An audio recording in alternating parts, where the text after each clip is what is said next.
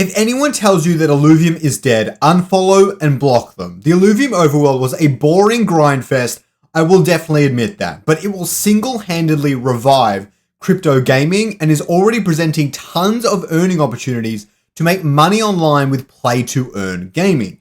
Kieran just leaked the brand new Illuvium MMO boss fight, and the combat itself looks really fun. What you might not realize is the combat shown here is barely 10% of everything that is coming to the community, hopefully in October, and the combat itself is barely 20% of what we can expect in terms of exciting and dynamic gameplay. I'm going to break down everything we see in the leak, everything revealed from the amazing AMA with the director of the MMO, and what features you can expect to see in the brand new game releasing for public testing sometime in October. Let's jump into it.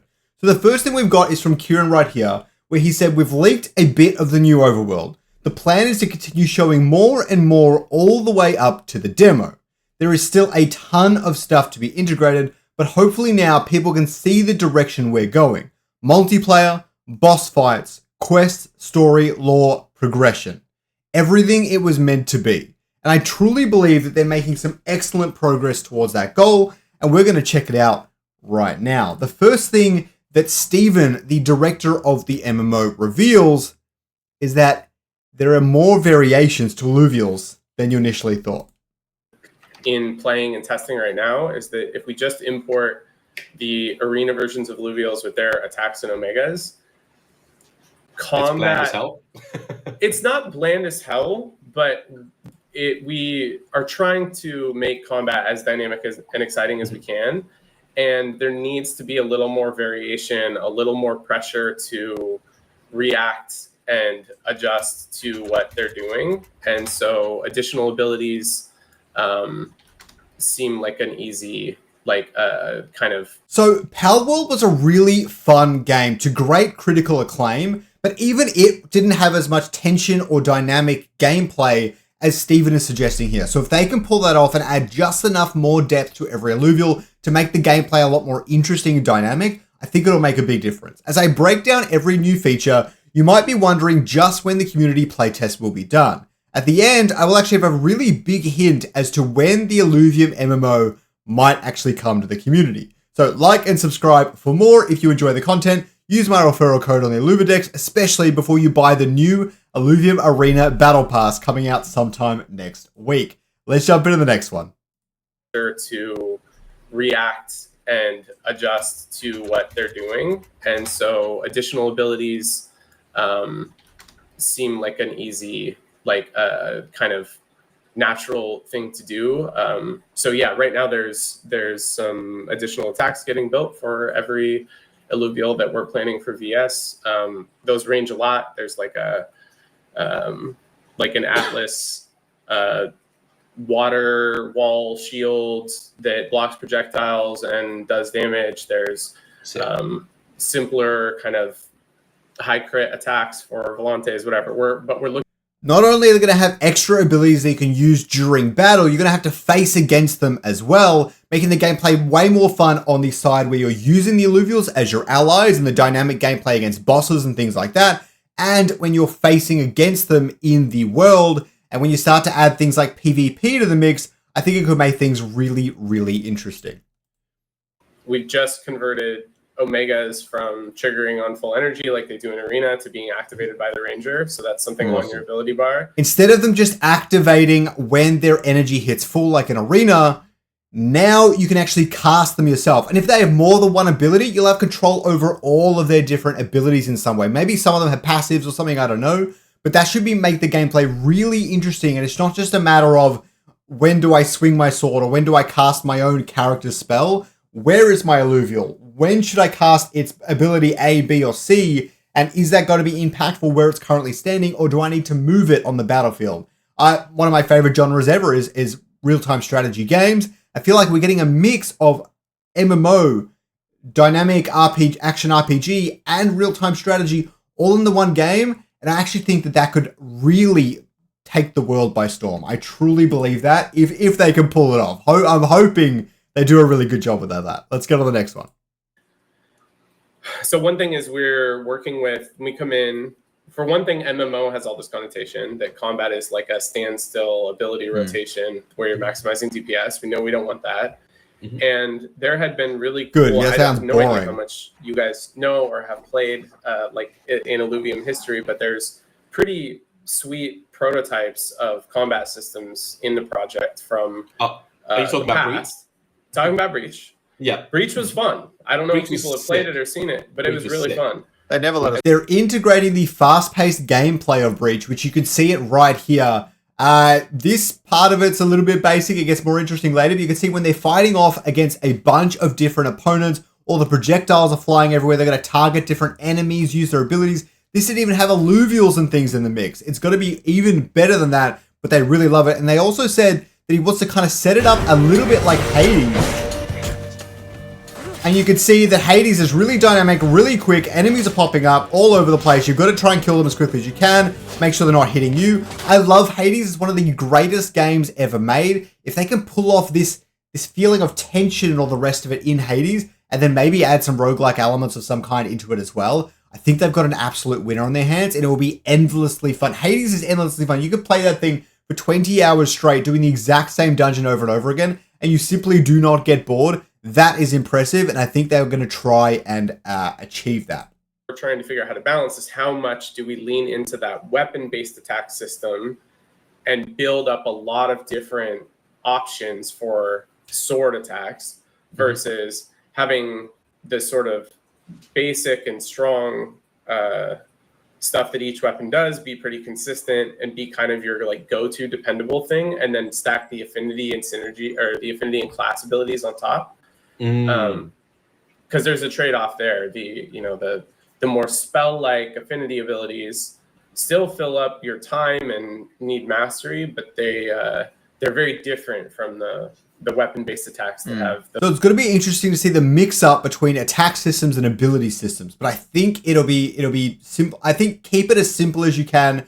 Make it a little bit interesting with the builds and things like that. You want some abilities that come into that, but keep it a little bit simple. Focus on the illuvials to get the feel, and that already is working pretty well. So, yeah, we have, if you think of Diablo, we have some kind of affix system. We have basic stats that can be influenced by gear. The simplest things would be like HP or damage, but that also means each elemental damage type, related resistances, energy, HP regen, and plus a bunch of like potential secondary effects like damage penetration or haste or whatever.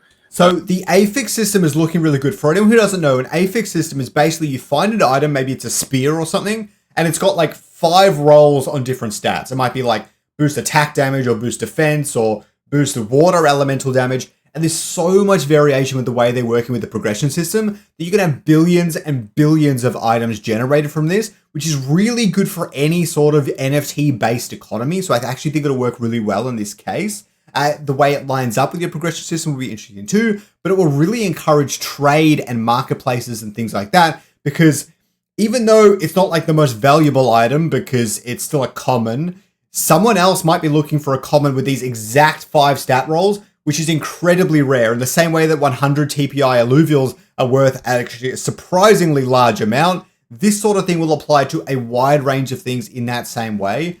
So I'm very excited for this in the game. All right, let's jump into the next one. This is really exciting. This is the one thing I needed from Illuvium to make sure that it wasn't absolute garbage when it comes to capturing alluvials. Worked on capture mechanics. There's at the core, very similar. You need to fight the alluvial, get it to low HP, how low it is, and what shard you're using influence capture chance. There's a short and hopefully satisfying minigame. Like you're talking about, you need to enter Nether site and line up some capture UI as well as you can to increase your chance of capturing. And then if that goes well, you get it. I'm hoping that is fun. Now, it's really hard to picture it just from the words there. It sounds like you're going to get the thing low on health, and you'll get the chance to enter Nethersite. That maybe you've got to shoot really specific spots on it. I suspect Nethersite's going to slow down the alluvial, and so maybe this is going to be kind of maybe too easy, but maybe not. Or maybe you'll be forced to hit those spots with a sword or something. That'd be way more interesting, and the way that works in Monster Hunter is actually really, really dynamic and fun. So maybe that will work really well. I think it should be quite interesting. It's definitely better than not having any sort of interesting capture mini game at all. And so I'm looking forward to seeing this implemented inside the game. So let's jump into the next one. The encounter part, not the capture UI and the kind of ball throwing part, but the fighting have a lot more meat around it. So making more like closer to Endgame, Illuvium encounters look more like mini bosses where they have kind of mechanics or environments to support how big of a deal it is that you're finding and trying to capture this alluvial. We probably don't have scope to build out much of that for VS. I should note on this that this sounds like it's going to make getting top TPI alluvials much more difficult when this system actually launches and the MMO Lite fully comes out. You've got time before that, so don't worry too much, but it's going to be really interesting. But making capturing the alluvials much more special will be good, especially when things like Set 2 and Set 3 alluvials come out, because instead of having 1,000 ramfires that exist, someone's going to find this new alluvial called Blixum or whatever it might be called. Someone's actually going to go find that thing, battle it out, capture it, and things like that. Much less of them will exist. Really only the dedicated players, the players who are playing the game, trying to find these rare alluvials, are going to be the ones capturing them. And so they're going to be a much more scarce resource and asset in the ecosystem that will balance out with other things as they get burnt and stuff like that because they've stopped being made in the game. But I think this is really positive for the economy of Illuvium as well. I think it's really great.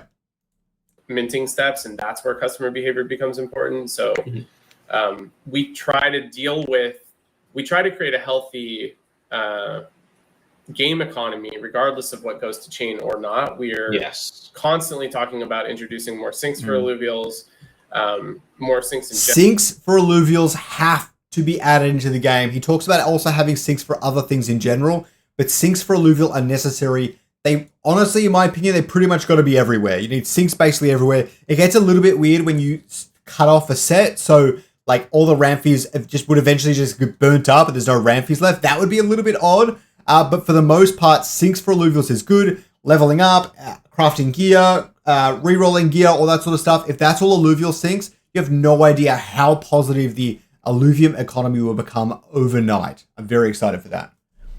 Lead to you being more powerful in the game. Sinks can be connected to that progress. So connected to the game progress. Maybe you need to burn alluvials to allocate synergy points. Maybe you need to burn alluvials to level up your favorite alluvial. Maybe you need to burn alluvials as part of crafting for gear. Something we talked about early on a lot is converting alluvials. So you have a really dope alluvial that has some kind of whether it's the TPI or it's an ability or something that is really important to your character, that can be kind of converted to some kind of gem that goes into a socket that can be an affix on gear. So you can take...